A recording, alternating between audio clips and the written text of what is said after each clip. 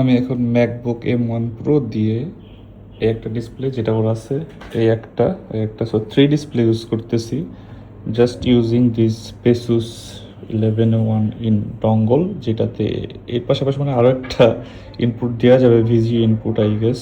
So এখানে কিন্তু type C ports আছে, এর পাশাপাশি ইউএসবি পোর্ট আছে এবং এইচডিএমআই পোর্ট আছে, কার্ড রিডার আছে, ইথারনেট পোর্ট আছে, মানে আপনারা ল্যান কানেকশন দিতে পারবেন, আরও একটা ইউএসবি আছে, মাইক্রো এসডি কার্ড পোর্ট আছে।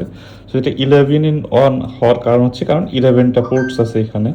সো এইটা আমি M1 Pro সাথে লাগাইছি, যেটা আসলে আমাদের কাছে ইউজড, আপনারা সেল পোস্ট দেখছেন, এটা তারই একটা ইউনিট চলে যাবে কাস্টমারের কাছে। তো এটা হচ্ছে 32 1 টেরাবাইটেরটা। তো আমি যদি একটু দেখাই, এটা হচ্ছে